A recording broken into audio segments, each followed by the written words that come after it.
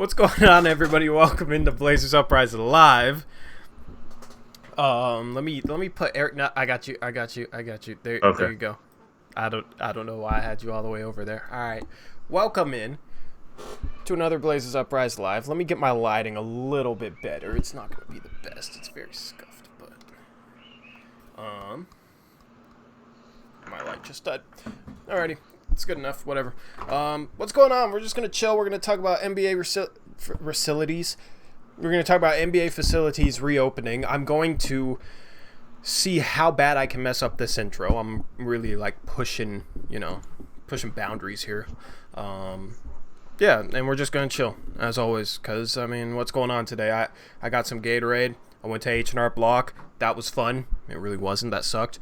And I've been chilling. I actually woke up a couple hours before going live instead of 5 seconds. So, because usually I just roll out of my bed and into this chair and go live. So, yeah, I saw you up early online. I was like, oh, hey, we might start early today. Trying to fix my hours, man. Well, I want to start driving for Grubhub and stuff. That's the plan for me. So, I have a question though. Why even bother with intros? Just go right into talking about Blazers. Just literally not even say what's up. Just go. No, I know. Messing up live stream intros is my thing. My video intros, I can nail, even though people will still complain about them. Okay, let me just talk about that, because I talked about that in my mailbag, but bro, I do not get how I can literally put at the start of a video, long intro, the main part of the video starts at 4:28, and then somebody's sitting there bro, I used to like your videos, but now it's just you just ran the intro so long. It's I put the time when the intro is over in case you didn't want to watch. I don't understand how people can have a big problem with that. If you want to watch the intro, watch the intro. If it's a long intro, I'll put a timestamp. I always have done that. So I got that comment on the last mailbag. It's just doesn't make sense. And then people ask me people tell me timestamp questions. It's I have them on the screen for you guys. I don't understand that. Does that make any sense to you? Yeah, people. It's hard to please everyone. I think is the main rule. Is some people just want to watch a quick video. You know people that if a video's over 3 minutes, they won't even watch it. Yeah. On principle or something. It's just dumb. How people. Yeah. I don't know how much clearer you can make it. Yeah, I don't know. I try, but no. For my other videos, as I said, I'm gonna cut down the intro time. But the mailbag are always the long intros because that's when I catch up with everybody. I don't know. That's just and like you mentioned, it's not like we have a ton of Blazer stuff to discuss right now, so it's hard to just be okay, let's jump right into all this stuff we have to talk about, right? Yeah, for real. I just the guy was also giving me crap for not talking enough about basketball. It's what do you want me to talk about? You can ask a basketball related question. You guys control you control the interaction. Ask me about basketball, I'll talk about basketball. I literally answer every question, or I try to. So unless it's a duplicate or something that's just why are we even asking that? For example, Ben C. Darling on the mid-level exceptions targets video asking if Maurice Harkless is a good mid-level exception target when he was literally number one on my list. Oh, Ben's not in here. And then I feel Ben was trying to play it off he was trolling me or something. Trevin does, because Trevin does that a lot. Trevin's the ultimate troll, though. He's taken Zacho's place. Yeah, Zacho's been around a little bit, but not like the past. What I've wondered is if we do get basketball back, if the Blazers did play, I wonder how those post game shows would do. I wonder if people would be jump back into it, or just kind of this is stupid, no fans. I don't know. Yeah, it'd be interesting. I think it would be, I don't know, I almost think more people would be into it than before because no one's going to the game, so you get people tuning in right away. I don't know. Yeah, it'd be interesting. But the NBA did reopen practice facilities today. Blazers were one of them. The NBA didn't. It wasn't the NBA, it was certain teams. So I think it was the Blazers, the Nuggets, and the I forget what the other team was. I think it was a California team. I forget. But they reopened practice facilities today. Who knows if any Blazers went in? Who knows if there's even a point for them to go in? Because who knows if the season even restarts? And if it does restart, who knows if the Blazers will even play? You know, so it's just kind of like... I was struggling to title this stream, so that's kind of what I went with because it's relevant. But there's really not a whole lot to talk about in terms of practice facilities reopening. It's like... okay, it doesn't really, like, mean anything, you know? Yeah. But honestly... well, it seems like the... oh, go ahead. No, I mean, I'm just kind of rambling. I was going to say that it seemed like at least CJ, some of the other players were kind of hesitant to go back. Yeah. So I don't even know if they're open, if people are going to show up. Did anyone see any like rumors if anyone showed up to the Blazers facility today? I tried looking on the Blazers Twitter and the NBC Sports Northwest, but I didn't see anything about any particular players showing up or anything. So I wonder if anyone even did. It would be easy to find out if Hassan Whiteside went or not. Mr. Instagram story. Literally, like, 50% of his entire day is on his Instagram story. But other than that, I almost just accidentally reported this video. Trevin, do you want me to ban your ass? Also got some Butterfinger bites, so I'm snacking. It's hot. It's hot in this room right now, so forgive me. Forgive me. It kind of gets hot in here, and it's like what 80 degrees out right now, so gotta keep myself cool. Tommy said earlier, who's better, Dame or Westbrook? JK. Did you? Okay, so I don't know how many of you guys have seen this. There's a Thunder fan who said on Twitter, "Oh, if you gave Russ, Melo, and CJ in 2016, 2017, Russ would have made the Western Conference Finals." It's like, well, in 2017, 2018, he had Melo and Paul George, who's better than CJ. And the Thunder lost in the first round against a team led by a rookie. These Westbrook fans are literally becoming more and more delirious and more ridiculous, man.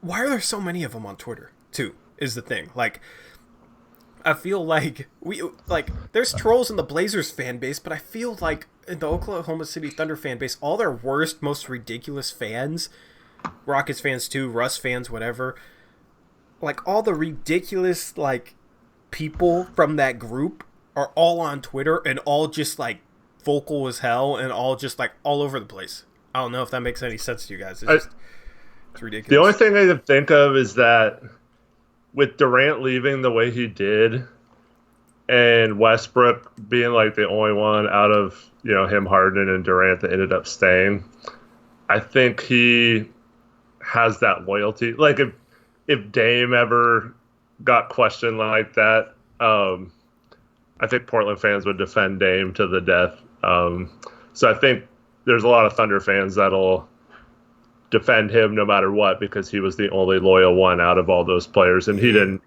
necessarily ask to be traded this last summer either. So, and he did take that team after Durant left and made the playoffs. I think that was the year he won MVP too with the triple double. So, I think a lot of fans like just have a little, I don't know if it's unwarranted. It's probably pretty warranted. Given we had something similar happen with Aldridge. Granted, he's not as good as Durant or even close to Durant, but, you know, we had a lot more respect for Dame, the way he's handled his contract situation, wanting to be in Portland, always saying the right things when it comes to that. Kind of Westbrook was the same thing. He's just not as nice of a guy, so like people outside of Oklahoma City don't respect him as much as they do with Dame, but yeah. Here's what I'll say to that. Blazer fans don't sit here like, Dame's better than Curry, Dame's better than Curry, Curry's trash, Dame's so much better, Dame, you know, Curry can't hold Dame's job, blah, blah, blah. You know what I mean? Like, you'll get a few fans here or there saying, like, Dame's better than Steph because Steph didn't play last year or something like that. You know what I mean? But like, it's not like, honestly, saying Russ is better than Dame is like saying Dame is better than Steph, in my opinion. Yeah. Steph just dominated Dame in a playoff series. Dame just dominated Russ in a playoff series. I think the gap between Russ and Dame is the same amount of gap as between Dame and Steph. Blazer fans aren't so ridiculously biased that they sit here and try and claim that Dame is better than Steph, right? But you got so many Thunder fans saying that Russ is better than Dame. It's like, I don't know. I feel like we're not that amount of biased. You know what I mean? Like, I don't know. Yeah, it's a tough one. I mean, Westbrook, despite him, there's videos that prove that he chased triple doubles versus trying to win games. Mm-hmm. So like, it's hard to like discredit the triple doubles because that's an amazing accomplishment. But like, I mean, his usage rate the seasons was insane, and like you had bigs that purposely didn't grab rebounds so he could get them and stuff like that. It's ridiculous. So like, I don't know, stats kind of go out the window because like if Dame really wanted to average a triple double, like I don't think he could do it, but he could certainly get a ton of triple doubles if he tried. If he was just going for triple doubles versus caring about only winning and not mattering how many points he had or how many rebounds he had or whatever. Yeah. I mean, if Dame really wanted to, he could have had 30 triple doubles, 40 triple doubles. You know what I mean? Like the triple double fad. I'm glad that fans are pretty much past that. You know what I mean? When Russ really started averaging a triple double, a lot of fans were freaking out. Russ ended up winning MVP, all that. But now it's I don't know if they're over it though, because with Doncic, they're back on it. Like, look how many triple doubles he has by this age. Yeah, but I don't feel like it's quite to the same extent as it was with Russ. People were like losing their minds over the fact that it wasn't even just like Russ fans. It was like fans across the NBA were losing their minds. Like, oh my God, this guy's averaging a triple double. What if he did what nobody except Oscar Robertson could do? That would be amazing, blah, blah, blah. Now it's like, okay, this dude chases stats. Like, this dude just chases stats. Now, if Doncic averaged triple-double, people would be like, okay, whatever. You know what I mean? Like, yeah. Like people would like hype it up, but it wouldn't be like anything like how it was with Russ before.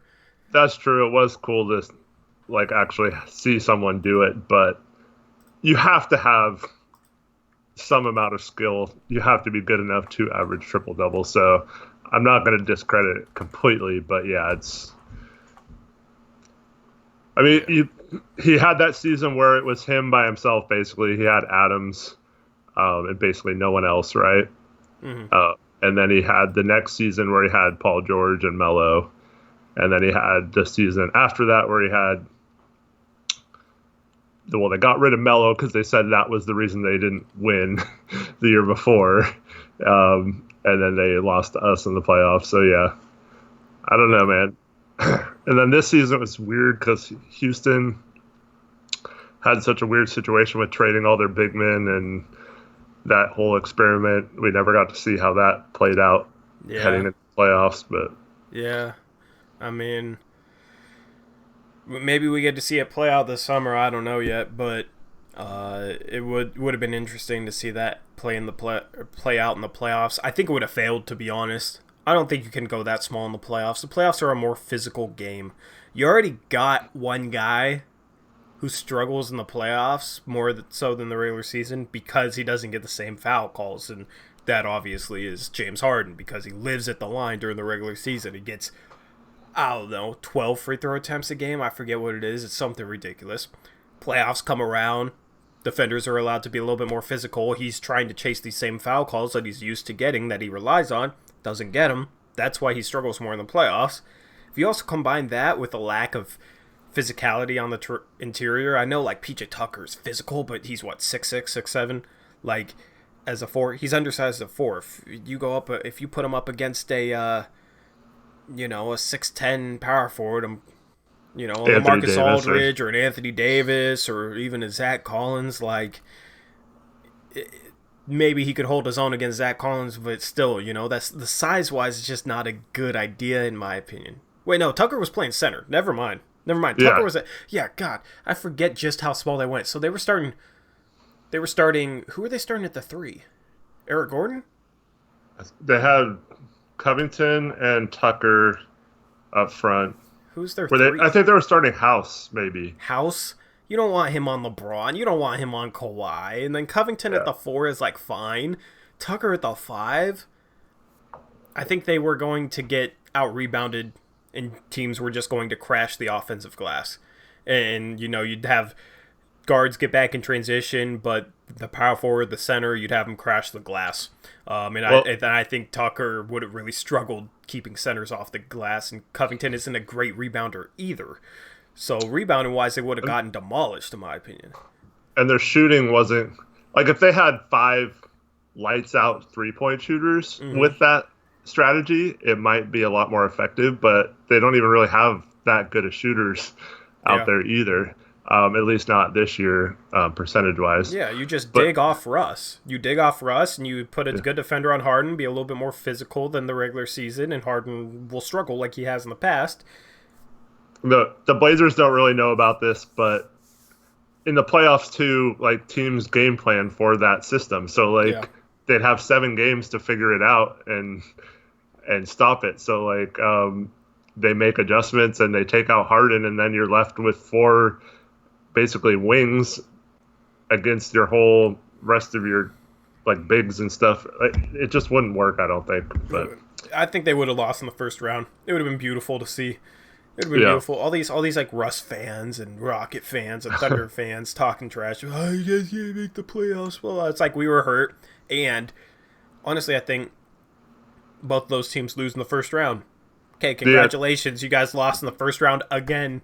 Or, I mean, not again for Rockets fan, but again for Russ fans and again for Thunder fans. D'Antoni would have been the scapegoat, too. He might still be the scapegoat. Yeah, I mean... They would have been like, oh, if we had a better coach, it would have worked. So even though that was his idea. Yeah, it's just going out and getting Russ was a mistake. They should have saved those picks and used them for, tried to go out and get a Jeremy Grant or somebody. Making that salary work would have been tough because Jeremy Grant got traded into a trade exception. So the Thunder didn't even get anything back salary-wise. They were trying to save money because they had a really high payroll. So who knows how Houston could have made that work. But should have kept Chris Paul. Chris Paul is a better fit next to James Harden. I won't say Chris Paul is a better player than Russell Westbrook. I still think Russell Westbrook is a little bit better than Chris Paul. You wouldn't know it based off how the Thunder have played this year, but I still think Westbrook is a little bit better than Chris Paul. But that doesn't override everything. When you're looking at your number 2 player, how he fits next to your best player matters.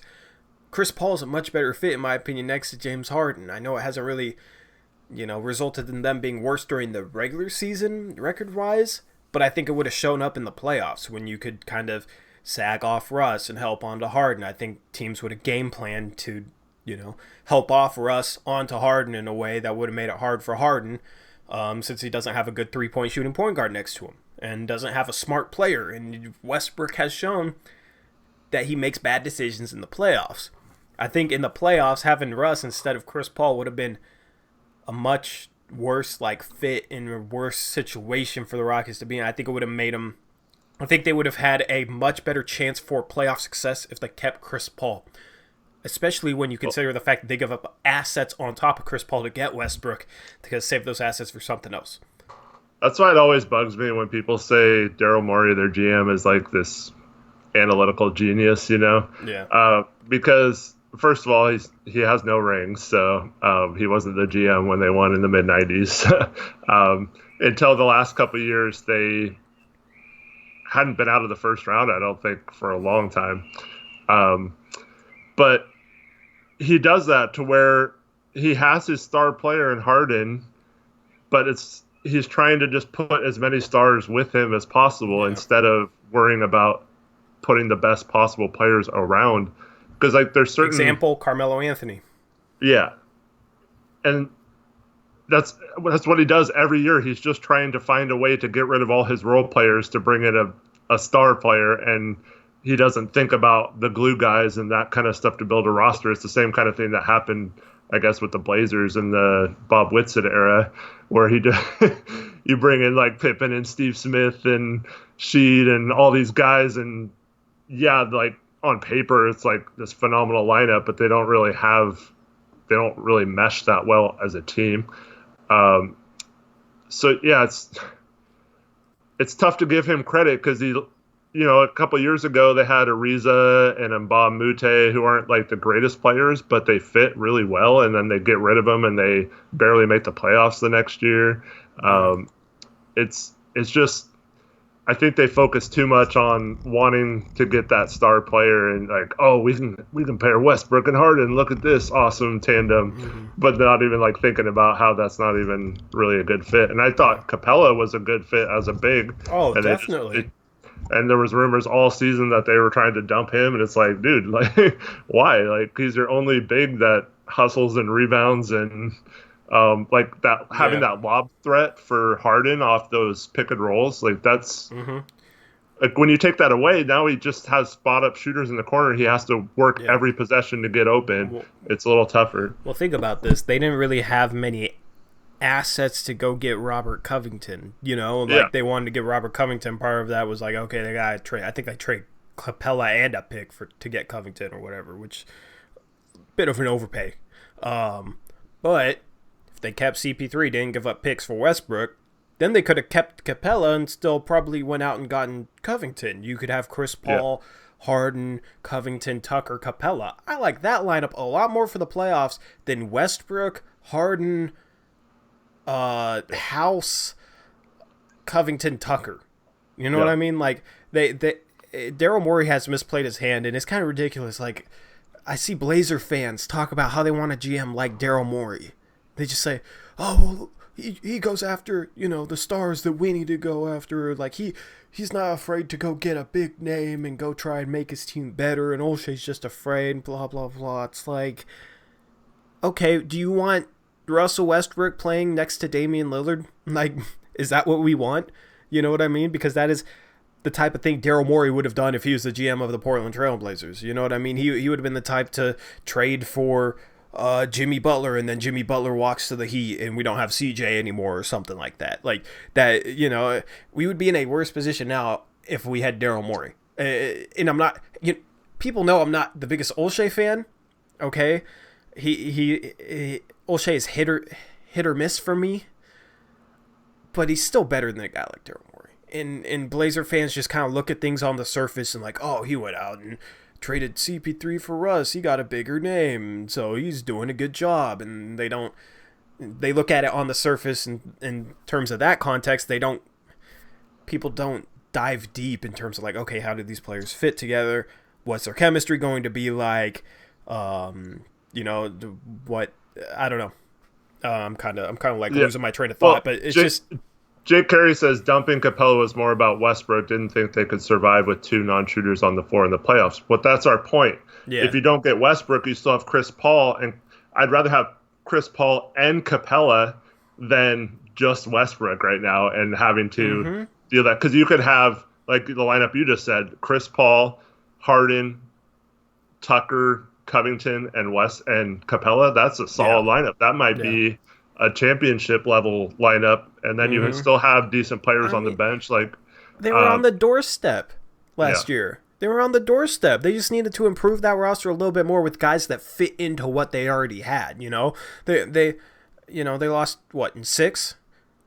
Durant played the majority of that series. That was a pretty full strength Warriors team. I don't think either of these LA teams are as good as that full strength Warriors teams. The Rockets took that team kind of to the brink to 6 games. It was 7 because Chris Paul got hurt in game I'm talking about 5 last year. Talking about last year. Yeah. Talking about last year. The year before that, they took them to 7, or maybe it was the year before. I forget. But like they were noticeably competitive against that full strength Warriors team, and they were on the brink in that series. Yeah. I just they were impressive in the playoffs. Even with Harden, like who hasn't been the best playoff performer in years past, Rockets were still impressive. So they needed to build on what they already had. Go out and get a Covington. That's the type of guy that could swing a series. That's the type of guy you need to go up against LeBron, go up against Kawhi. Take what you already have, use your assets, go out and try and get a Robert Covington. Instead, you trade CP3 for Westbrook, and then trade Capella because you know what Jake said, you don't want two shooters on the floor, but then also you had to trade Capella in order to get Robert Covington, basically because you used all your assets to trade CP3 for Westbrook. And now you're in a position where this team is not built to succeed in the playoffs. Morey completely botched that team as far as I'm concerned. That team is not going to get better. Westbrook has peaked, in my opinion. He's regressed the past few years. He's hasn't regressed like terribly. Like it's not a huge regression, but he's getting up there in age. A lot of his game is athleticism based. Once he starts losing that athleticism, like he's really going to fall off a cliff in terms of production, and they don't really have assets left. So you're going to end up in a bad position there. Morey just botched that entire situation as far as I'm concerned. It wouldn't really make sense to bring in Westbrook for like the Blazers because, I mean, he plays the same position as our best player, but like bringing in a type of guy like that who can't play off the ball to pair with Dame, that would be, I would say the same thing about the Blazers if we traded like CJ, who can play off the ball, for someone like that who... We could segue this into another topic that I've seen on Twitter lately after you're done making this point. Well, I was actually going to segue, I think, into the same point. We might be on the same page here. Yeah. So there's that trade scenario where we trade CJ and Yusuf Nurkic for Joel Embiid. Is that what you're going to talk about? Or is you think it's something else? Okay. The CJ for Ben Simmons, same team. The CJ a pick and like Simons for Ben Simmons or whatever it was. And I saw a lot of Blazer fans saying they want to do that. Yeah, so Ben Simmons is that's a perfect example. So Ben Simmons is a guy who can't shoot, he can't play off the ball. He's, as you saw when Embiid was hurt this year, he's better when he's the man on his team. He has full control of the offense and all that stuff, which he would never have in this situation, except for when Dame's on the bench. But then you're talking about, 12 minutes a game or whatever. That's just a horrible fit to put a non-shooter who needs the ball in his hands with Dame. So it's the same thing with Harden. Like, that's why that trade never made sense to me, why you would go out and get a Westbrook and give up all your future to do it when both of those guys need the ball in their hands. Mm-hmm. So, like, Westbrook's much better on a team like he was in that 2016 season where he was, after Durant left, he was unquestionably the leader of that team, and not saying he's a great leader or anything, but like he could have the ball in his hand every possession and no one questioned it, right? Yeah. Whereas if you have Dame and Simmons, like people are going to start being like, well, why doesn't Simmons play off the ball more? Why doesn't Dame play off the ball more? And then there's all these questions about like who's running the offense, and then people get confused on their role, and then their role isn't best suited for them when they don't have the ball. So, like, yeah, it just doesn't make sense. I mean, AM Productions, how isn't Ben Simmons... AM Productions says Ben Simmons isn't a bad fit. How is he not a bad fit? He's a guy who needs the ball in his hands to be effective and wouldn't be good playing off the ball when Dame has the ball in his hands. So he's as bad of a fit offensively. Just for the record, I don't think either of us are saying that Ben Simmons is a worse player than CJ. Yeah, no, that's not the debate. I'd probably say Simmons is better than CJ, but like they have different strengths, and this is what we're talking about with Houston, where you don't want to just get the best 12 players or 15 players on your roster. That's not necessarily the best way to build a roster. You have to take your best player and build the pieces that fit the best with him. So, yeah. Go ahead. Dame, well, I just saw what Jake said. Yeah. Dame runs a lot of pick and roll with Nurkic and Whiteside. I think both are good role mans, right? You don't need a ball-dominant point forward who can't shoot outside 5 feet to be another pick and roll target for Dame. Like, yes, he could be a roll man for Dame, but when he's not a roll man for Dame, what is he doing? Not helping Dame out at all. You would have 2 non-shooters next to Dame. Dame has the ball. There's 4 other players on the court. You'd have Simmons, and you'd have whoever the center is, Nurkic, Whiteside, whoever. You don't want 2 non-shooters next to Dame. People were frustrated with the spacing and the problems with Aminu and Harkless. They only shoot 34-35%. But a lot of Blazer fans want to replace, want a starting power forward of Ben Simmons or Aaron Gordon. Like, yes, I know when Dame gets trapped, outlet to Ben Simmons as a playmaker, yes, you could have some positive things come of that. But not at the expense of CJ, because that's what CJ is. You get the ball out of the trap to CJ, he can go one-on-one, he can make stuff happen. That's what we saw in the Denver series. That's why we won that series, because Dame got trapped. Dame pulled the trap away from the basket a little bit, got the ball to CJ, CJ had space to work. Or he got the ball to Rodney Hood had space to work, and he took advantage. You put Ben Simmons out there, man, like, unless the only way he's productive playing off of Dame is if Dame's throwing him a pass. Okay?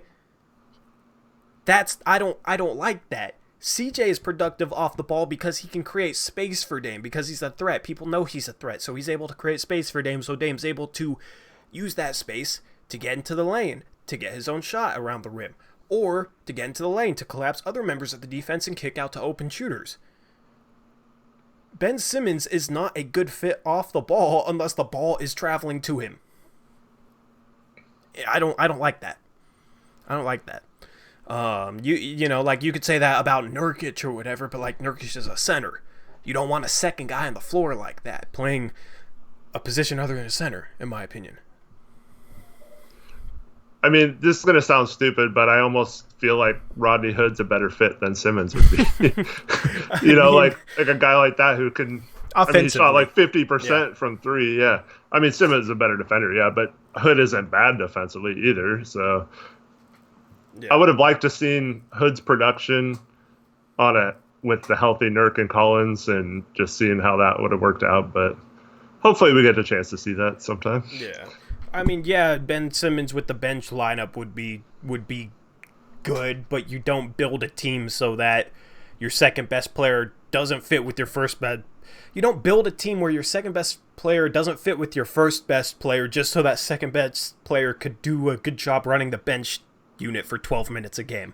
You know what I mean? Like, that's not how you build a team. So, you know, I get that Jake's playing devil's advocate with it. I just like Ben Simmons is just a terrible, terrible fit in my opinion. And I feel like it tells you a lot about the type of fan somebody is, depending upon whether or not they want to trade CJ for Simmons. Because the people that want to trade CJ for Simmons are just like, oh, it's Ben Simmons, look at that name. The people that don't want to trade CJ for Simmons are considering fit, are considering, you know, the cohesion of players, the cohesion of like Dame and Simmons, the cohesion of different skill sets on the floor together. I feel like, I don't know, I feel like you can kind of tell what people look at and look for with potential targets based on the type of players they want. I mean, I don't see how anybody who considers fit would want Ben Simmons on this team. If we had a stretch five, maybe.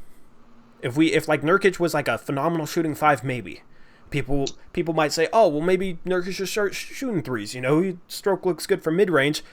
I do not want Yusuf Nurkic to become a stretch five unicorn just to fit in Ben Simmons. Yeah. And give up CJ in the process. You know what I mean? It just doesn't make any sense in any sort of scenario to me. So Jake says main selling point of the deal would be you now have somebody to build around after Dame is gone. But Simmons, I think he's going into his first year of his rookie extension or his second year. I'll have to look that up. But he doesn't seem like the type that'll stay after his next deal is up, and he'll be unrestricted free agent. So I think Dame's deal might last at least as long, if not longer. And so he could bounce in like 3 or 4 years, and then you're left with nothing. And I'm not saying that it wouldn't be good those 3 and 4 years, but he just doesn't seem like the type that would want to stay in a city like Portland. And beyond that, yeah, maximize Dame's window. Don't worry about, oh, what happens after Dame. You got to maximize Dame's window. If we suck and are like the New York Knicks for a couple years after Dame, that's fine as long as we did whatever we could to try to maximize Dame's window. At least give him a chance, yeah. Yeah, you know what I mean? You don't go out and get a guy who's a worse fit, who makes us a worse team. You know, not saying Simmons is a worse player than CJ, just his fit would make us a worse team if we swap CJ out for him. All right, you don't go out and make us a worse team so that, oh, well, we might have somebody to build around after Dame if Simmons decides to stay. So you got to get 3-and-D players is what we need. Preferably a 3-and-D small forward that can do a little bit with the ball in his hands as well. I'd love to go out and get a Paul George or Kawhi Leonard. Those guys obviously aren't realistic, so it's kind of hard to find a 3-and-D small forward that can also, take guys off the dribble a little bit and pass a little bit, because those guys are usually all-star caliber players if they can do all that. But that's really like what we need to complete this rotation. We need Zach to pop at power forward, and we need a small forward that can defend, that can space the floor for Dame, shoot threes, and maybe do a little bit with the ball in his hands. That's why I liked Otto Porter Jr., because Otto Porter Jr. is a consistent 40% three-point shooter. Kind of inconsistent defensively, but he's had some good seasons in the past. I feel like you get him out of Chicago, you get him into Portland, and you just tell him, okay, you need to be our number one defender. You'll get good shots. You'll get good looks playing off our stars. We need somebody to go up against LeBron, somebody to go up against Kawhi. I think Otto Porter Jr. would be a good defender in that scenario. And then he can do a little bit with the ball in his hands. Not much, but he can attack the rim a little bit. Like, it's not a selling point of Otto Porter Jr.'s game, but for a 3-and-D guy, he's solid with the ball in his hands, in my opinion. So that's why I've always liked Otto Porter Jr. Always wanted to see his fit with this team. Obviously, his injury issues are an issue. But that's why he could potentially become very cheap. Right now, we don't have the assets to go out and get him, though. So, that's kind of not really an option this offseason. Maybe at the trade deadline next year, maybe a Whiteside and a Ariza for Otto Porter Jr., and then we have a center replacement coming in from somewhere else or something. I don't know exactly how that'd work, but that's why I've always wanted a guy like that. Those are the type of players we need. Maybe it's somebody else who pops this year that we're not thinking of that could be a good fit. I don't know, but those are the type of players we need. Or find one in the draft that can actually play right away. Yeah. So I was searching for the Embiid trade that I mentioned. Mm-hmm. And it just came across this it was from 25 minutes ago. It says if Blazers win the number one pick, they'll trade CJ to Philadelphia. What? So if we somehow got the number one pick in the lottery, it says that we would trade CJ to Philadelphia for Al Horford, Thibault, and a second-round pick. Ew, what the who's this by? That's trash. It's Bleacher Report, yeah. Oh, of course it is. God, man. So, Al Horford's contract sucks. He's worse than CJ. He's older than CJ. Okay, we get Thibault. A role player. Some He's people never going would to be really a role like player in Thibault. a second. Yeah. What were you saying? Some people would really like Thibault. But they're saying we draft either Edwards or Ball and then play him at 2, and then we'd have Horford for backup depth. And then Thibault at the 3, basically. Edwards, I could see. Ball, that would literally be like the most disgusting move in Blazer franchise history. And that's considering the guys they've passed on in the draft in years past. If they... Ball will not be ready to help a team win a championship for like 5 years. In my opinion, maybe 5 years from now, he can be a starting 2 guard at like CJ's level. I'm not high on Ball. The selling point with him is like long-term potential. Thing is, it's going to take him a lot of time to learn how to play, to learn how to win on the NBA level. Yeah. He was a 25% three-point shooter in Australia. It's Australia. He shot 25% from 3. Why do people think he's a decent shooter? Like, he's going to come into the NBA and shoot like 35%, 36% from 3. He shot 10% worse in Australia. Like, he needs a lot of time. So, like, if that's a disgusting... I would be pissed. Like, if somehow we got the 2nd overall pick and what we got out of it was trading CJ for Al Horford, Thibault in a 2nd, and then a 2nd round pick, and then we drafted LaMelo Ball, that would be disgusting. Like, Anthony Edwards or... I don't know.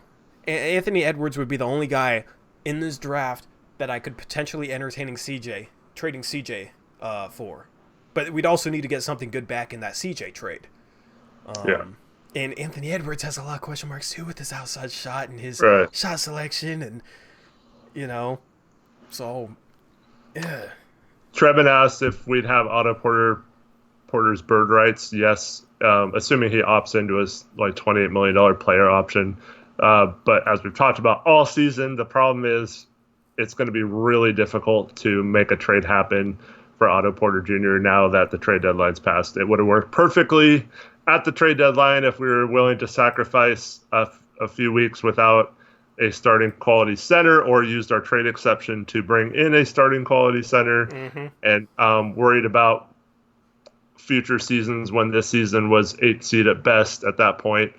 But instead, we decided to let the team try to make the 8th seed and keep it as is. So now it's going to be almost impossible to trade for a guy like Otto Porter. But yes, we would have his bird rights if we found a way to get him. If the only way to possibly get him this offseason would be like something like that's not likely, if that makes sense. It's not likely again. But the only way would be if some team out there wants to sign Whiteside to like a $11-12 million contract or whatever, and then somehow it turns into us working out a sign and trade with that team. They get Whiteside.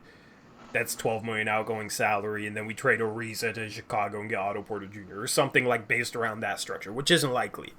Is not likely because, as I've said before, pretty much any team that would actually value Whiteside already has an entrenched starting center and doesn't really need Whiteside. So I don't think the market's going to be that big for him. Honestly, I think it might be something shocking where Whiteside only gets like $7-8 million. There's not going to be much of a market for him. The only other way to get him would be to like trade. See, but that wouldn't even work. I was going to say use our trade exception to get like a $7 million contract player and attach him to Ariza, but you can't attach players you recently traded for. So it'd have to be like Hood and Ariza, which is like at that point it's like I don't want to give up Hood and Ariza for Otto Porter Jr. Like, kind of defeats the purpose. I don't know. Then again, we do have Gary Trent Jr. to be a backup 2-3 type. Go out, use. I don't know. But you have to work around the edges. But Hood and Ariza doesn't. It's still $10 million short, I think. No, that would be if Hood opts in. That's 8. It's 6. That's 18. 18.8. You'd have to send out like 21.5. So then you'd also have to include like one of our prospects. You have to include like Little or something. It'd still be hard to match it even at that point. Yeah, you're right. I think we'd be at this point we'd be in the tax probably after that trade. So. Depending on what our other moves were. So yeah, I mean, it'd be 125%. So we'd have to get up to like 24 million or something. I'll talk about my off-season pipe dream on Monday's stream. I've already kind of teased the first move about that in Discord, which I think is the perfect mood. I mean, since I've already talked about it, I think honestly the way to start off the off-season would be to trade 14 for Bielitsa and like 35 or something. I think that's a trade that would be a win for both teams. I think that makes a lot of sense for both teams. Sacramento is a team that has a lot of big men right now and a lot of younger big men. They should go young with those positions. They should clear up some more minutes at those positions. I assume they try to re-sign Giles. I don't know why they declined his team option, but I mean, like, I don't think they'd have no interest in him. I think they would consider bringing him back. They got Bagley, they got Holmes, they got Barnes can play the small ball 4, and he has to since you got Bogdanovic needing more minutes at the 3.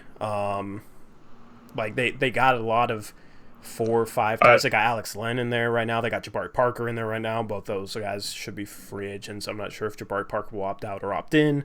So, I'm pretty sure it's not impossible, but the amount they can sign Giles to, because they didn't pick up his option, is pretty low. They don't have bird rights for him. So wouldn't they have cap space?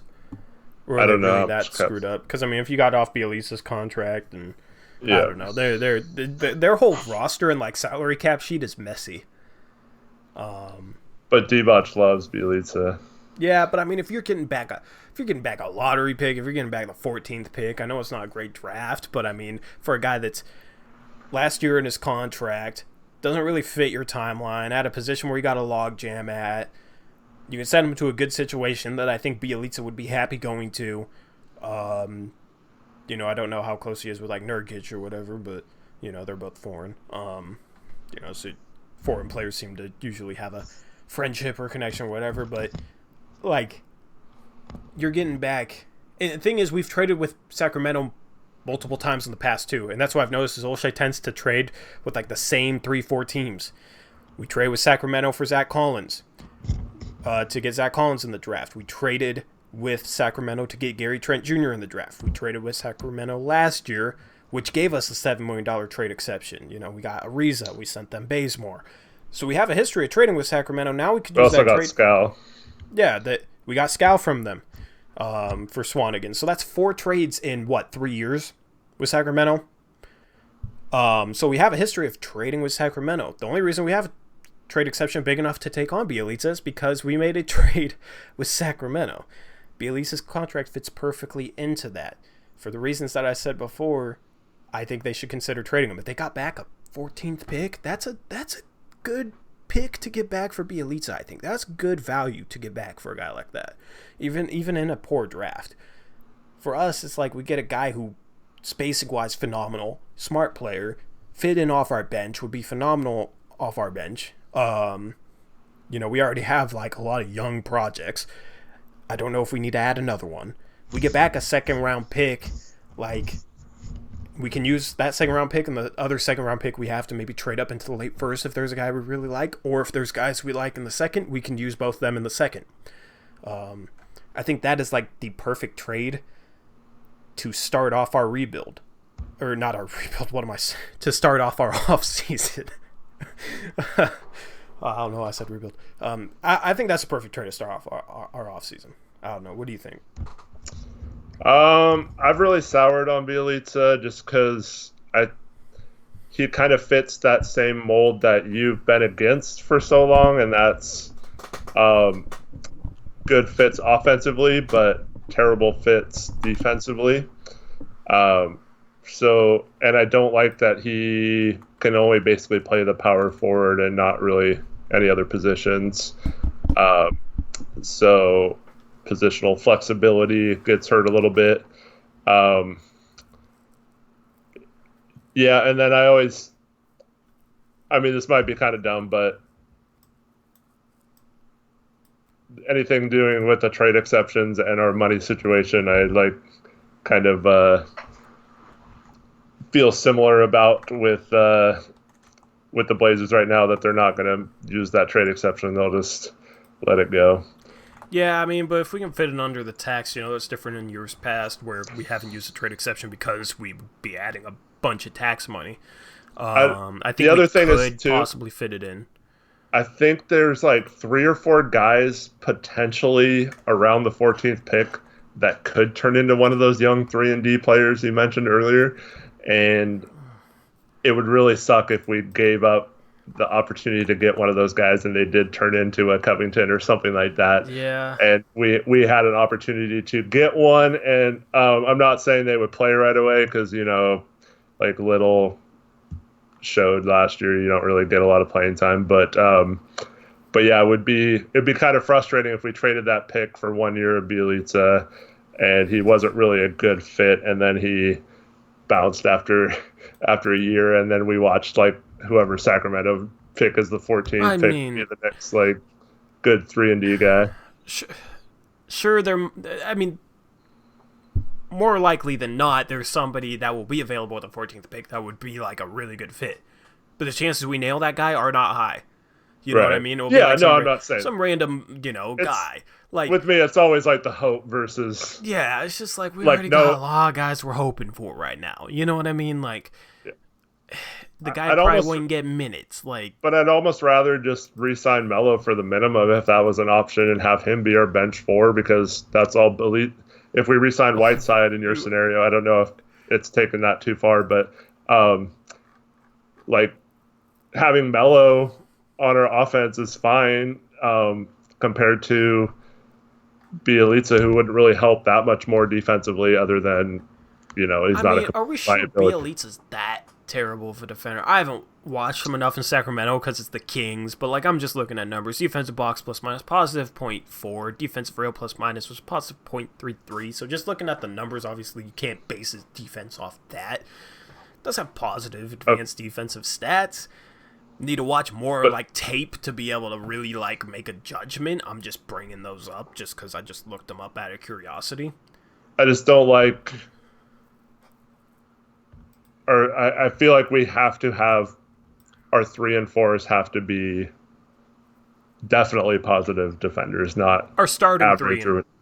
Our starting 3 and 4. But that's what I'm saying. Like, bench, but when you factor in everything between, if we brought back Whiteside, there would be not that many minutes for Bielitsa. I mean, you're talking like 24 minutes at the most. Collins if you 24, split, if you split 24. Collins, Bielitsa, Whiteside, and Nurkic all 24 minutes a game. Whiteside, you give like 21, Nurkic 27.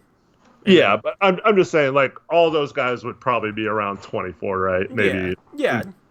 I mean, one of them gets hurt, you know, we'd be in a lot better position than we were this year. That's why I'm kind of like, that's fine to me. Considering we were playing Anthony Tolliver and Mario Hezonja and... But see, like, giving up the 14th pick and bringing in someone that's only going to play 24 minutes at most in best case scenario. But, like, what if Collins breaks out and he deserves more than 24 minutes? Then you're talking about him only getting, like, 18 minutes a game. Bielitsa as a trade chip. Yeah. But then you're talking about a situation to me where I would rather keep the 14th pick and just have a guy like Melo playing 16 minutes off the bench than I am not yeah, or like any one of your power forwards like a JaMychal Green or like I just feel like there's, if we're talking about a backup 4, I don't like giving up that 14th pick to bring in a backup 4 in this situation. Just nobody around 14 that I like, really, man. They're like, I don't give up the chance of that to go get a guy like Aaron Nesmith or Devin Vassell or like a guys like that. It's just like, that doesn't do it for me. Like, that doesn't, in most drafts there's guys around 14 where I'm like, ooh, I like that guy. Ooh, like in a normal draft, I would be very hesitant about giving up the 14th pick for Bielitsa and early second. In this draft, I don't like the prospects there, man. It's just everything. I honestly have tried to talk myself into liking certain guys, and I just don't like what I see. And it's just like, I don't think any of these guys are going to be anything more than like mediocre role players. It's like you can go out and find one of those guys. You know what I mean? Like a lot of like the potential 3 and D small forwards, I feel like are a little bit undersized anyway. And if you want to go for a little bit undersized 3 and D small forward, we got Gary Trent Jr. You know, like that's like the type of prospects we're looking at. Like, I'm not high on these prospects. But Bielitsa isn't anything more than a mediocre role player. I think you underrate the hell out of him. Last year, shot 42.4% from 3, 47.5% from the field, 12 points per game, 6.5 rebounds, 2.8 assists per game, playing 28.5 minutes. He's a good player.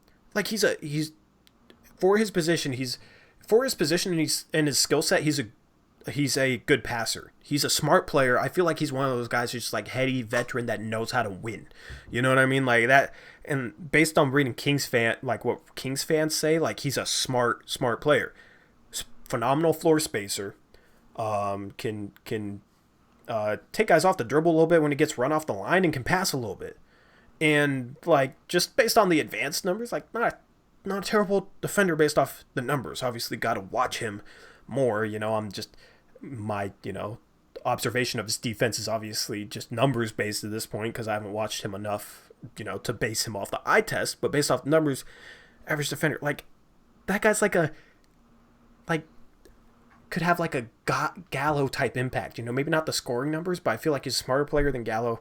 Pass a little bit better. Like be like a bench version of like a Danilo Gallinari for that lineup. You know what I mean? Like, I don't know. I like Bielitsa's game a lot. I think maybe underrating him a little bit, in my opinion. I don't know. I think he'd be phenomenal to have off the bench.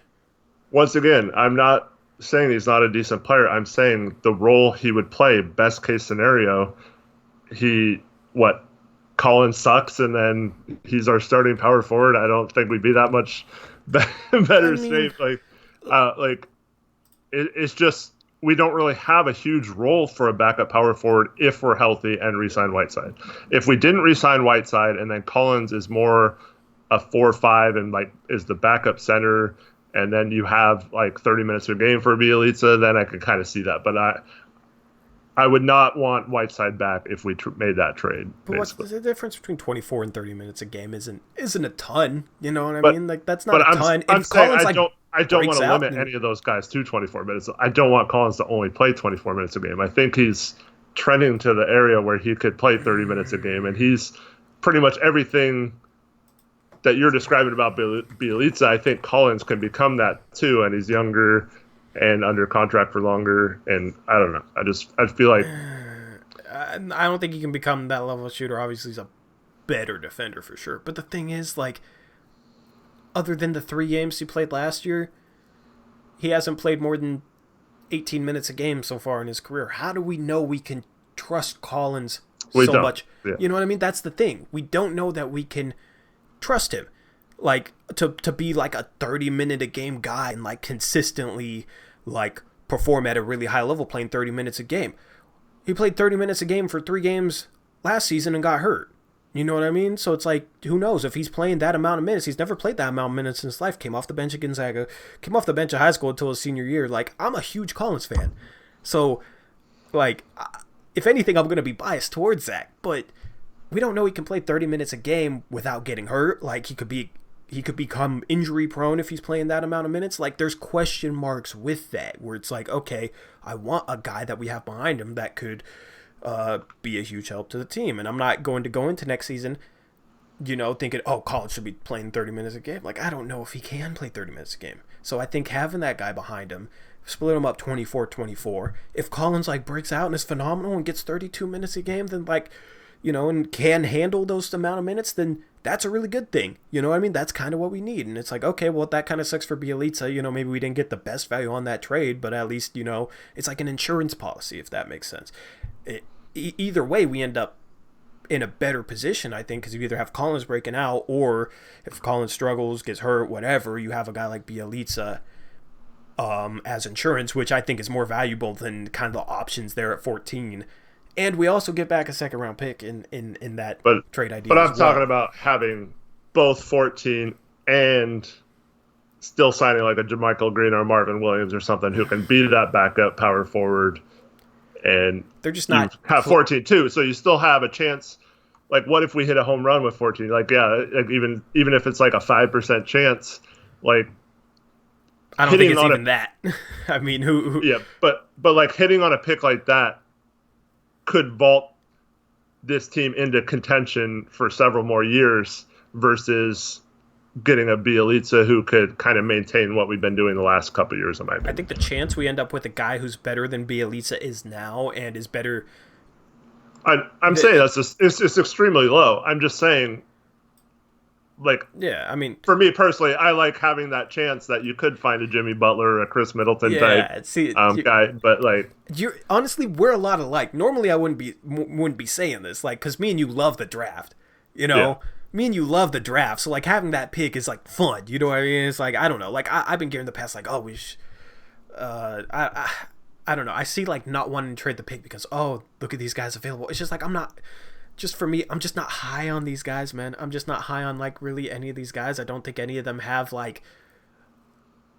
I don't expect any of them, like, some of them will become starting level players, I think, but I don't expect any of them individually to be starting caliber players at any point in their career. Like, you have so many question marks with so many of these prospects. They're like late first round picks to me. And honestly, what you can get at 35 is really that much worse than the guys you available at 14. Like, obviously, they're not going to be as good of a selection, but I mean, you're looking at like Robert Woodard and guys like that instead of, you know, you're looking at like a Robert Woodard or a Desmond Bain or shoot, I don't know, like some guy might fall, maybe a Patrick Williams falls or something crazy. Maybe Tyler Bay is available there.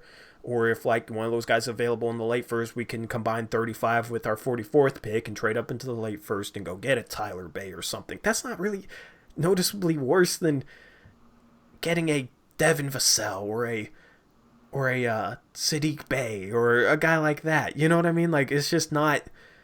I think it is. But also, no one thought that about Jimmy Butler or Chris Middleton or Malcolm Brogdon. Like, all 30 GMs thought that those guys were going to be exactly what you said, rotational players at best, weekend rotational players. So, like, otherwise they would have went in the top 5, right?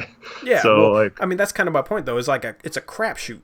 Like 11 through 45, I think it's a complete total crapshoot for the most part. It's like the difference between 14 and 35 is nowhere near as much as a normal draft. I think it's enough to get the Kings to heavily consider that trade, while giving up Bielitsa. But for us, it's just like, with us in the position our roster is in, we shouldn't be hung up over the difference in those picks, because I just don't think like the level of prospects are really that far, like that much different.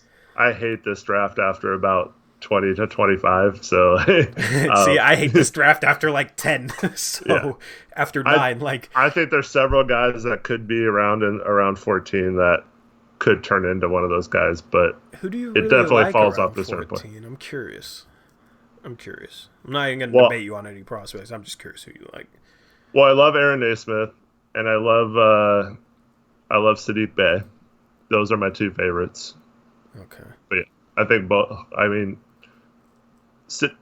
Naismith shot over 50% on threes on 8.2 attempts per game. Like, that guy is an insane shooter. Isn't he a poor defender, though? He does have some defensive issues, but I think he's athletic enough to be an okay defender and possibly be that 3-and-D guy. Sadiq Bey has the ability to be a 3-and-D guy. I really like his game. But yeah. Yeah, but I mean, Sadiq Bey is the only intriguing one at 14.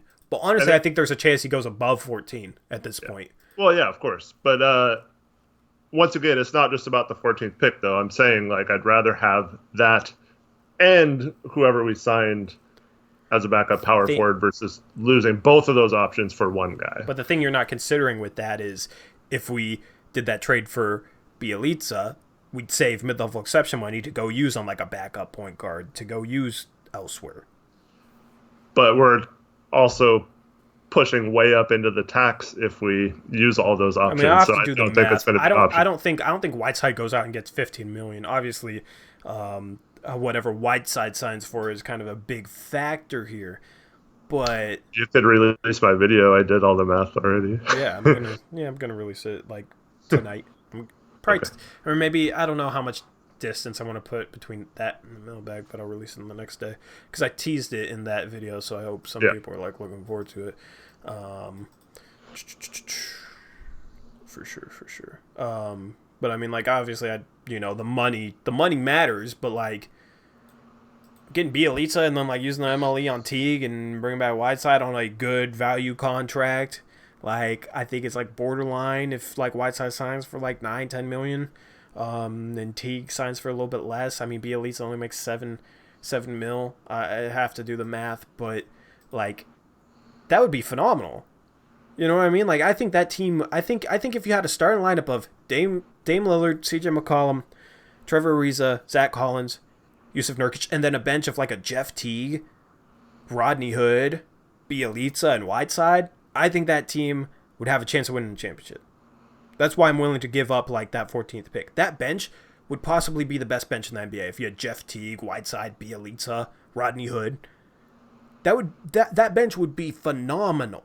Like, insane. Like, you compare this year to what that bench would be, you know what I mean? Like, that team would be really, really good in my opinion. You have Trent like not even necessarily in the rotation, but that means like trade deadline comes around, you can consolidate a couple guys and slot Trent into the rotation. You'd have the trade chips to consolidate a little bit. Maybe you combine Ariza with Bielitsa and like a minimum contract. I don't know how, like, that's borderline able to work for Otto Porter. I think you might need to include a little bit more, but like maybe you do something like that to go get Otto Porter Jr. or something, and then you go, sign a bought out backup power forward or something. And I don't know, like, you would be able to like you'd have a really good lineup going into next season, and you'd also have the depth to be able to consolidate it into a better lineup, in my opinion. You still have all your future picks. Like, I don't know. That's kind of why I'm down to do that trade. That's why I think that's a really good trade, in my opinion. You can kind of work around the edges. You include Whiteside in a trade since Collins can slide over, play some backup center, open up some more minutes for Bielitsa. Like, you just have a lot of options there, I think. I think we already screwed up trading Whiteside. I don't have any confidence. I mean, yeah. Yeah, I mean, we should have traded Whiteside. We should already have Otto Porter, and then we wouldn't have to worry about a card. We get Bielitsa, and we have him as our backup 4, and then Collins plays the backup 5, and they just have a 3-man rotation. That would be awesome, but no, we didn't do that. I just think we should trade that pick. But there's nobody other than Bielitsa that I can really think of that'd be a good value for that pick at the same time. It'd have to be somebody Bielitsa level. That's what bugs me when people just say, "Oh, we don't need a pick. Let's just trade it for someone that'll help us now." We don't really have many options to trade. It's not that we don't need a pick. It's that I think other teams would value that pick more than I personally would value it. So if you can get back more value in a trade than you could get by using that pick, then it makes sense to trade that pick. And that's kind of how I view it. Not necessarily we should just trade the pick. We don't need picks. I wasn't saying you. I get saying, it. That's what I see all the time, yeah. Yeah, I'm just saying, that's kind of the viewpoint I look at it as. Sadiq Bey is really the only guy could be talked into really liking at that big, because Nesmith didn't college. He shot 52% wasn't he out for part of the year too? He missed most of the year. Yeah, he did leg injury. So I mean, he shoots 52% on a small sample size in college. How do we know he's that level of a shooter? And then he has defensive question marks. And he was injured in college, so maybe he could be a guy who's injury prone. There's a lot of question marks there. But that's why he's there at 14. Because if he was healthy, he could be a top 5 pick.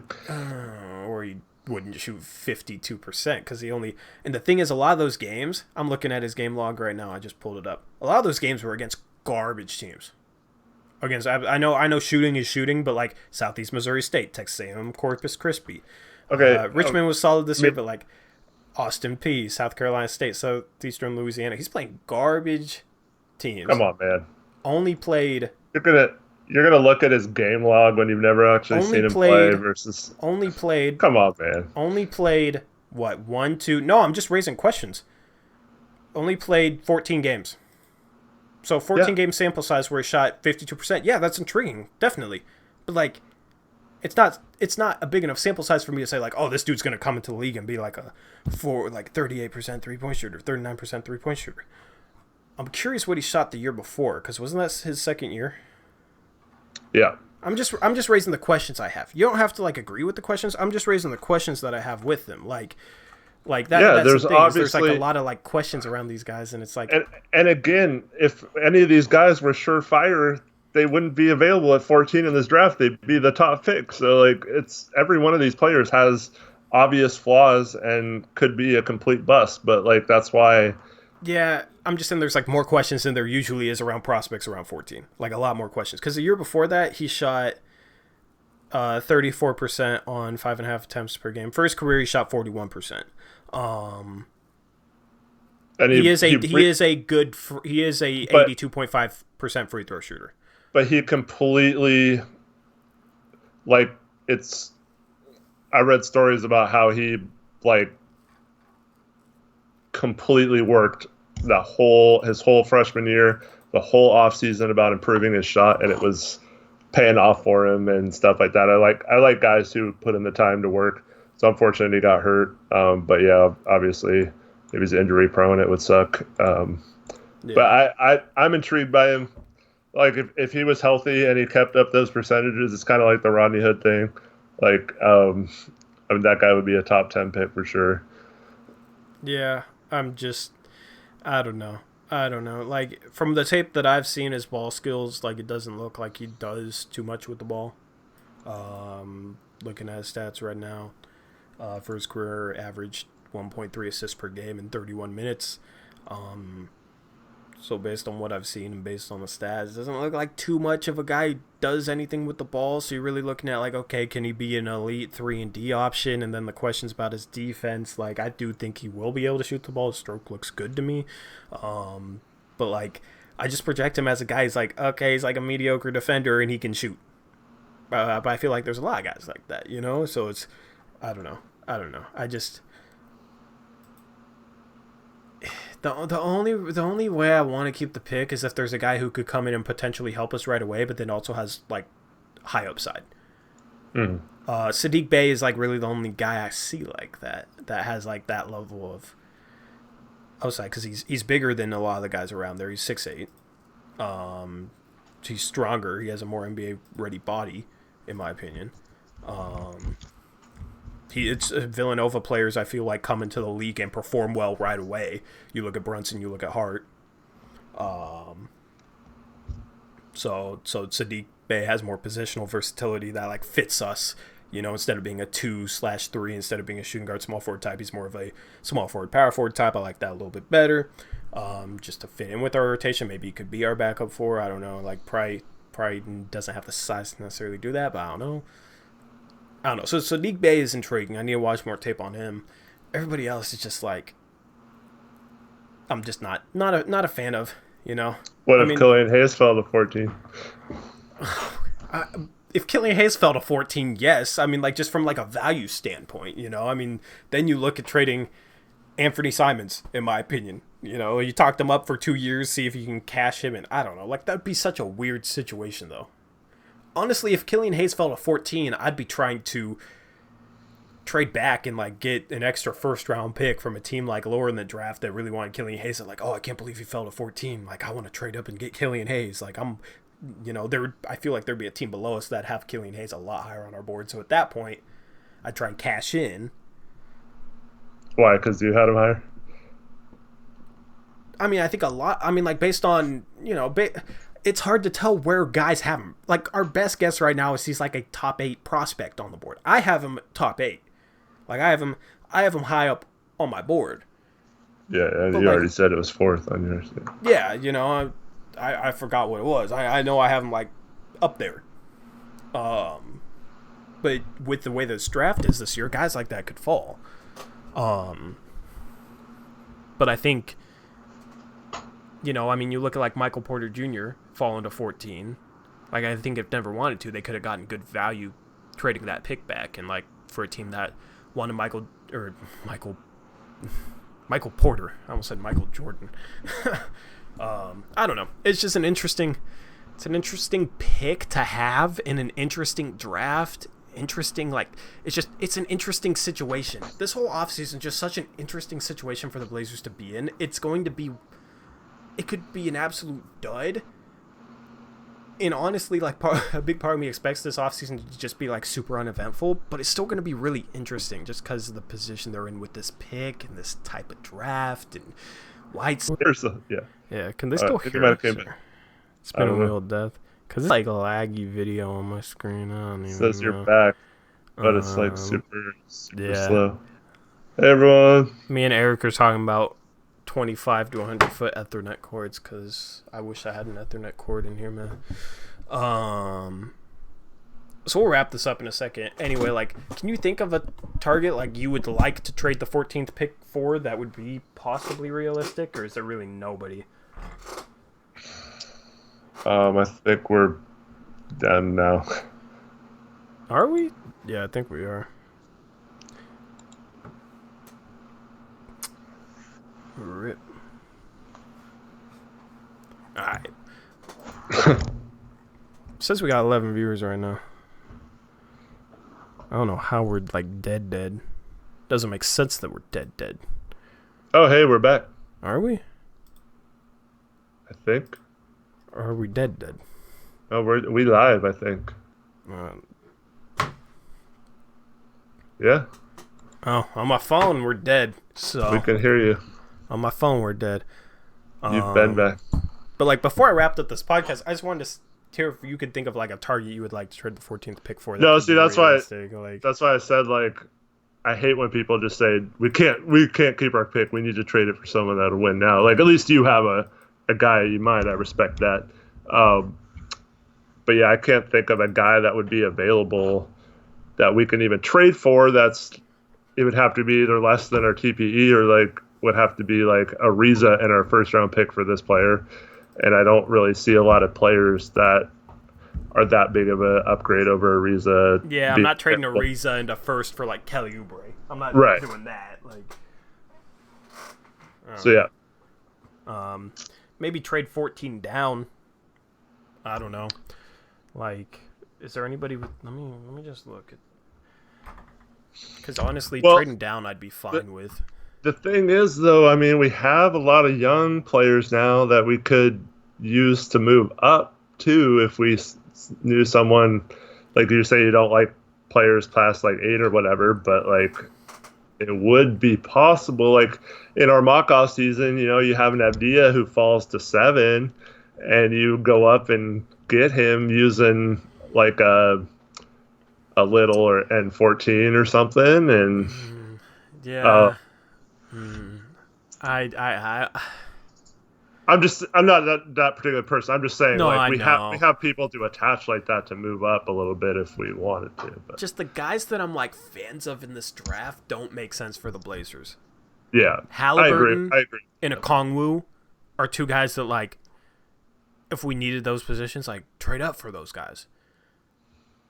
But like Halliburton, I don't know if he's going to be ready right away to be a backup point guard, and we're already developed Simons at that position. Doesn't really make sense. And Okongwu with Collins, Nurkic, Whiteside, like Okongwu doesn't make sense. If we traded Whiteside for something, I'd be down for maybe trading up for Okongwu. But I don't know. There's just a lot of like guards, and I'm just looking at it right now, 4 through 8. Avdija is the only forward. Okongwu, I think, is a center. I don't know. Just like there's not like guys that really fit in positionally. I feel like that makes sense trading up for, unless it's Okoro. God, that's so disgusting. I wasn't even considering him, man. I would hate if we traded like Little and like 14 for Okoro. I would hate that. Okoro is literally like. I agree. I don't even know if I like him as more of a prospect than Little. I wouldn't mind taking Okoro at 14 if he was there. He's not going to be there, but see, I'd be fine with that too. But anything higher, no. The other thing is too, we don't even know if we have the 14. Like I have no idea what's going to happen. True. I mean, like I'd rather have Sadiq Bey though. I mean, honestly, shot 45% last year from 3. Sadiq Bey did. I like Sadiq Bey a lot. I mean, like larger, like he's like a 3-inch taller Wesley Matthews, in my opinion. Yeah, he'll be like a glue guy for 12 years in the NBA, where he's like a 3-and-D. He can post up a little bit. He's by far a better prospect than Nesmith, in my opinion.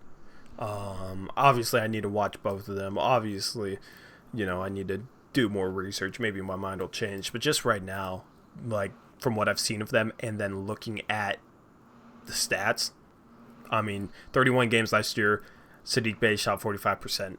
He might be just as good of a shooter as Nesmith, right? But he's a better defender. He's bigger. Got 2.4 assists per game last year compared to Nesmith in less than 1. He's more versatile, I think, like defensively, like just all around. I think Sadiq Bey is a better prospect than Nesmith. I don't really see. I haven't argued there. You what? I not once have I argued against that. No, I'm not saying you are. I'm just kind of like just thinking out loud here. Because like I don't think anyone thinks that thing, but Sadiq Bey shot 45% on a larger sample size than Nesmith did. So you should watch Naismith play though. I went into it thinking kind of the same way. Like, there's no way this guy's that good. But I was actually pretty impressed by him. Yeah, I want for 3-and-D small forwards. I don't want a 6'6", a 6'6" skinny guy. Like that's also part of it. Is like at that point I'd rather just we have Trent then for that. I mean, if we want like an undersized like three, like small forward, and Nesmith I do have a little bit concerns with his size, unless he has long arms. How do you know how long his wingspan is? I don't. That's the problem with all these. Like, he's strong, but I mean, just I'd rather have a guy who's 6'8" than 6'6". I know it's 2 inches, but 6'10" wingspan. he has a Pretty good wingspan. Okay, good talk. I mean, like size wise, that's fine. Just watch some games. Yeah, I'm gonna have to watch him, I guess, but I don't know, man. Like even like Sadiq Bey at 14, it's just like, is he really going? Like, are we really that confident he's really going to be that impactful? Like, I feel like, I mean, looking at this mock, Devin Vassell and RJ Hampton got going above him. I don't think Sadiq Bey will be there at 14. Honestly, Sadiq Bey is near 7 foot wingspan. Yeah, see, like that 3 or 4. Like, he could play the 4 then. I don't think he'll be there at 14 at this point. The more I think about this, the more like we thought Chicago taking him at 9 in our mock offseason was a reach. The more I think about that, the more I'm like, that's not that much of a reach. Looking at the other guys available. It was with a Congo on. Yeah, with Cole Anthony went 8, which was a reach, I thought. Realistically, maybe a Congo 8. Once you're past that, maybe Halliburton might be a better pick, but like Maxey, I guess I haven't watched Maxey enough, but like Sadiq Bey is like a top 12 prospect. I'm just looking at the other guys. I wouldn't take any of these other guys above him. Like at 12, 11, 12. I don't know. Maybe last to 14, but like I'd be down to trade down and use one of our picks on like on a Nesmith type, and then try and get another pick and use that in a trade or something. I don't know. I just like the Nesmith, like Vassell types. I feel like there's a lot of prospects around that range, which I'd be fine getting one of them at 20. I think like a Nesmith Vassell type will be available around 20, so I'd be fine taking one of those guys at 20. Taking one of those guys at 14, I don't feel like is the best value, if that makes sense. Yeah. I don't know. I'm not as high on Vassell, but yeah. Yeah. Jake's probably gone by now, but Vassell is just I don't know what it is. I don't know if part of it is because Jake likes him. He's just so skinny, man. Like I don't think his frame's gonna. It's almost like Malik Monk-esque. Yeah. I don't know. In his form, I don't think will translate all that well at the same time too. He has a high set point. I feel like he might struggle to. I feel like he's not a deep range 3-point shooter. You know what I mean? Like I feel like NBA 3-point range might give him a little bit of trouble. Defensively, he's just weak and Van Naismith so much. I feel like they have range already. Yeah, I don't know. For Vassell, like the best I could explain it, I just don't like the vibe I get from watching him. If that makes sense, which I could be completely wrong because I like the vibe I got from watching Taurean Prince, and he's ass now, but. I don't know. It'd be fun to go back and look. We should do that. We should make videos based on like looking back through like the forum and looking back through maybe like Twitter a little bit and seeing the prospects that me and you hit on and seeing the prospects we missed on. Yeah. In the past. I'd have Anthony Melton up there. I'd have. I don't even know who else I'd have. There's a couple other guys. I was thinking about this earlier, but that'd be kind of fun. I don't know. Anyway. I've been rambling about the draft for too long. It's already 6, so. Yep. We'll get that video up. Should I post it tonight or post tomorrow? I'll post it whatever time you tell me to post it. You can post it tomorrow. All right. You might. Did you add graphics or what? No, I just didn't mess with it. I might add like text graphics, but not what I was doing. You might want to add something that just like a disclaimer saying like. This video was made before yeah the cancellation of the season or whatever, postponement. Is it really that long? Shit, my bad. It's been 2.5 months. Damn, that's insane. Okay, I apologize, but yeah. I don't know. I haven't been like in a rush because nothing's gonna change. It's been over 2 months since I uploaded it to you. Yeah. It got caught up with the mock off season, so I wasn't even really thinking about stuff video wise. You could tell with like me not uploading anything for a while. But also, I feel like putting that out now, after we've done all this with the mock off season, is better because people have like learned stuff in the mock off season. They might understand that now, if that makes sense. I really want to post it to Rip City Project and tag 503 for the fans on Twitter and just they do guys listen to this video because I'm sick of hearing your guys' takes that don't make sense with the cap and all that stuff. Yeah, I might edit it, brushing it up a little bit, but not like just like editing wise. But other than that, I don't know. We'll see. I don't even really remember because I watched a bit of it, but I don't remember even watching it. Like I remember that I did watch it, but I don't remember it. So I'll look at it tonight and maybe brushing it up a little bit. Use Photoshop for some of the text graphics. This might explain something. Daniel says your video on the 10 MLE targets got posted on the Blazers subreddit. Oh, I saw that. Yeah. I could tell because you can go into analytics and see like what websites have sourced it. But like my mailbag before that got a lot more views than like this one's getting. I don't know. And that thumbnail was worse. But maybe it was getting more views because it's Blazer related. I don't know. I don't know why this mailbag's not getting any views, but no, shout out to whoever posted in the subreddit. Appreciate it. I ended up replying to somebody. I don't even remember what they said, but whoever did that, do the same with my video. Yeah, I mean, I should start pushing them online more. People just kind of checked out. I feel like it's not gonna make a huge difference, but yeah. So anyway, I'm gonna log off. Had a good stream. Thank you to everybody for tuning in. Stay tuned for videos this weekend, and I don't really got anything to plug. I always feel like I gotta like draw out an outro every time. Like I need to like say this and this and this and just have it be like, I don't know, like boom, boom, boom, and then I'm trying to think of stuff to say and it's always nothing. So I always end up just rambling about nothing and making the outro bad on purpose. So anyway, I don't know. Anything you left to say? You want to like handle the outro? Like you go. I'm subbing you in. I'm tapping you into the game here.